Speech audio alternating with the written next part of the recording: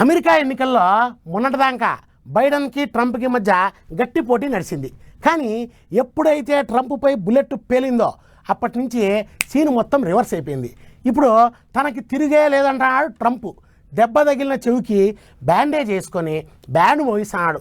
మీటింగుల మీద మీటింగులు పెడతా ప్రచారాన్ని హోరెత్తిస్తున్నాడు.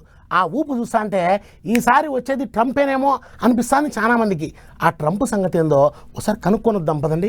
ఈసారి అమెరికా ఎలక్షన్లల్లో ఎన్నడు చూడని ముచ్చట్లయితాన్నాయి. మొన్న ట్రంప్ తాత మీద ఓ నెత్తిమాసినోడు తూటా పేల్చిండు. దేవుని పుణ్యాన తాత బచా ఇచ్చిండు. ఇక ఇప్పుడు తిరిగే లేదన్నట్టు తయారయ్యిండు. అది వరకు బైడెన్ తాతకు ట్రంప్ తాతకు నడుమ పోటీ గట్టిగానే నడిచింది. గానీ తుపాకీ గుండు పేలినాక అంత తారుమారైనట్టే ఉన్నది. పెద్ద పెద్దోళ్ళు అయ్యో పాపం ట్రంప్ అని జాలి చూపెట్టిండ్రు. కొంతమంది అయితే ఇక ట్రంప్ వెనకనే నడుస్తాం అన్నట్టు మాట్లాడిండ్రు. లెక్కకైతే జర్రట్ల సాగు తప్పిన మనిషి ఎవళ్ళైనా సరే ఇంట్లోకేంచి బయటికి రావాలన్నట్టే గజగజ వణుకుతారు. కానీ ట్రంప్ తాత మాత్రం ఉంటే ఉంటాం పోతే పోతాం అన్నట్టు దెబ్బ తగిలిన చెవుకు కట్టుకొని బయటకు వచ్చిండు. మీటింగుల మీద మీటింగులు పెట్టుకుంటా దుమ్ము లేపుతాండు. అందుకే ట్రంప్ తాతను హీరో లెక్క పొగుడుతాండ్రు అమెరికా పబ్లిక్.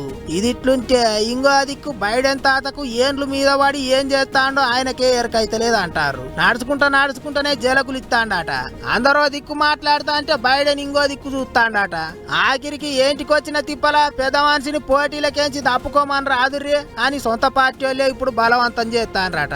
వైస్ ప్రెసిడెంట్ గిరి చేస్తాన్న కమలా హారిస్ ను ప్రెసిడెంట్ రేస్ లో నిలబడమంటున్నారట కొంతమంది. మరి ఎట్టయితుందో ఏమైతుందో గానీ కోపు చూస్తుంటే మాత్రం ట్రంప్ తాతకే ఎక్కువ ఓట్లు పడేటట్టున్నాయా అనుకుంటారట చాలా మంది. వాడెవడో గానీ ట్రంప్ తాత చెడు కోరుకొని తూటా పేలిస్తే అది ఆయన మంచికే అయ్యింది అనుకుంటారట అభిమానులు.